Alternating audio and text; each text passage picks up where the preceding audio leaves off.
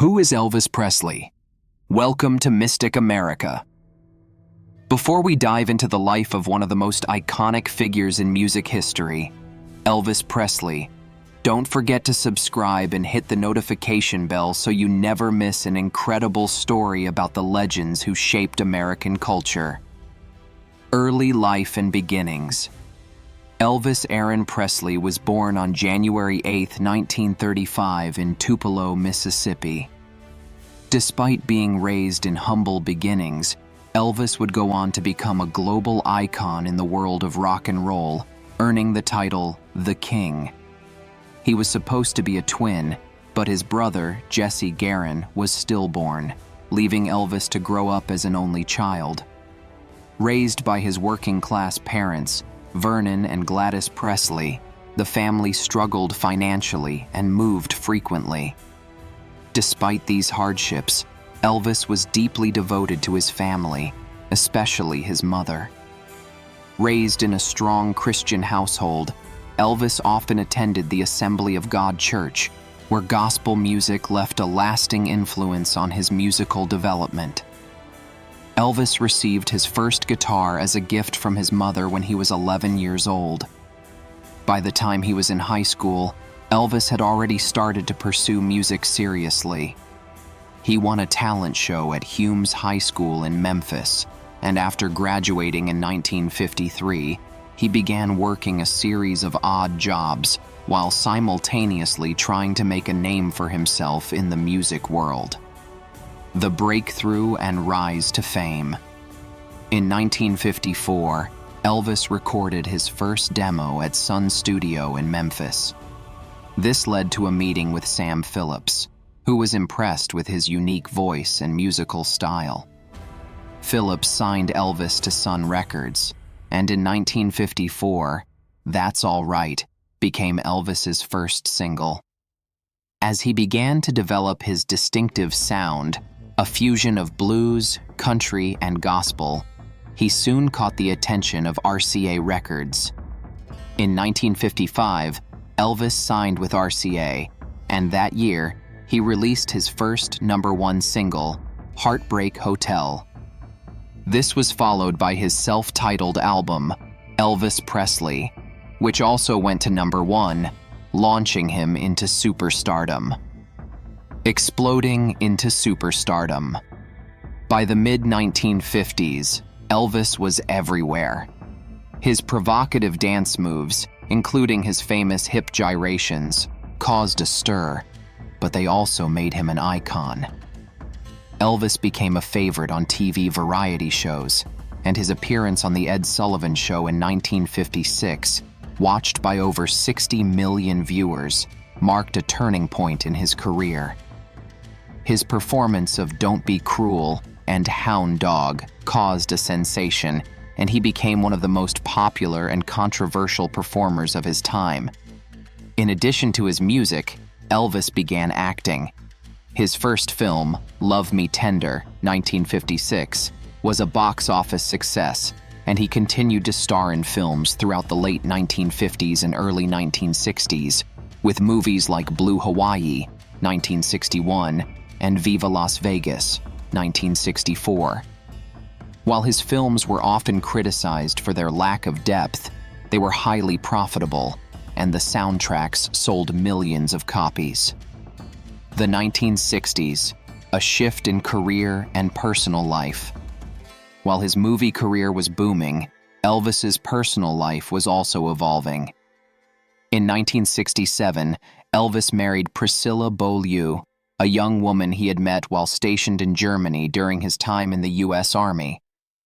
Their marriage, which lasted until 1973, produced Lisa Marie Presley, Elvis's only child. During the late 1960s, the public's taste for Elvis's movies began to wane, but he made a spectacular return with his 1968 TV special, known as the '68 Comeback Special. This performance showcased Elvis's raw talent and reminded the world of why he was still the king. The special marked his return to live performances and re-established him as one of the most talented musicians of his era. Health issues and struggles. Despite his resurgence in the 1968 special, Elvis struggled in his personal life. His marriage to Priscilla collapsed, and by the early 1970s, he began to grapple with prescription drug addiction and health issues. His weight fluctuated, and his physical and mental health began to deteriorate, though he continued to perform in Las Vegas and tour. In 1973, Elvis performed a memorable concert at Aloha from Hawaii, which was broadcast live via satellite to an international audience of over 1 billion people. Despite his struggles, Elvis still delivered powerful performances and maintained his popularity worldwide. Death and the end of an era. On August 16, 1977, Elvis Presley was found dead at the age of 42 at his beloved Graceland estate in Memphis. The cause of death was later determined to be heart failure, which was compounded by his long-standing prescription drug abuse. Elvis's passing was a global event. Fans and admirers mourned his death, and Graceland quickly became a pilgrimage site for millions of people from around the world. His funeral procession, which was attended by thousands of fans, was an emotional tribute to a man who had changed the face of music and pop culture forever. Legacy and posthumous recognition. Elvis's legacy as the king of rock and roll has only grown since his passing. He remains one of the most influential and widely recognized figures in music history. Elvis is credited with revolutionizing the music industry, blending genres and creating a sound that appealed to both black and white audiences. He is often praised for making rock and roll accessible to mainstream America. Throughout his career, he was awarded numerous accolades, including 3 Grammy Awards, 14 #1 singles, and 18 #1 albums.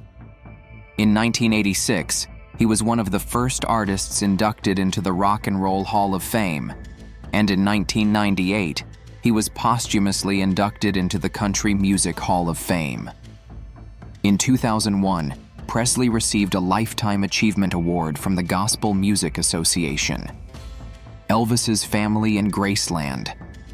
Elvis's daughter, Lisa Marie Presley, inherited Graceland and became the sole heir to his estate after his death.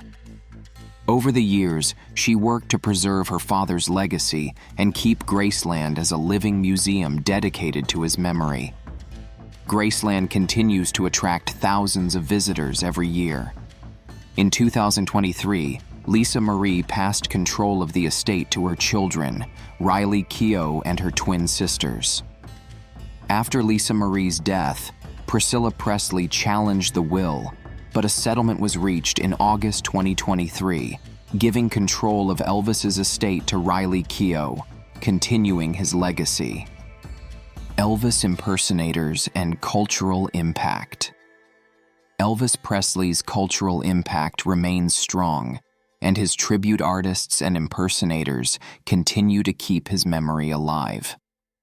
From professional tribute performances to casual imitations, Elvis impersonators are found around the world, keeping the king's spirit alive for new generations. In 2007, the BBC hosted a competition called The World's Greatest Elvis, which featured tribute artists from around the globe. The winner, Sean Clush, was known as the closest thing to the king, and his win helped solidify the continued demand for Elvis tributes. Elvis Presley in popular culture. Elvis Presley's image and music are immortalized in pop culture. His legendary status has led to countless documentaries, films, and even impersonation competitions, such as the Ultimate Elvis Tribute Artist Contest, held every year in Memphis during Elvis Week. The King's legacy was also honored in the 2022 biographical drama Elvis, directed by Baz Luhrmann. Austin Butler starred as Elvis, with his performance garnering widespread acclaim, including an Academy Award nomination for Best Actor. The film was lauded for its portrayal of Elvis's rise to fame and complex life, and Lisa Marie Presley praised Butler for his authenticity in capturing her father's essence. Subscribe for more. If you enjoyed learning about Elvis Presley and his monumental legacy, be sure to subscribe to Mystic America for more incredible stories of musical icons who shaped the world. Let us know in the comments who you'd like to hear about next.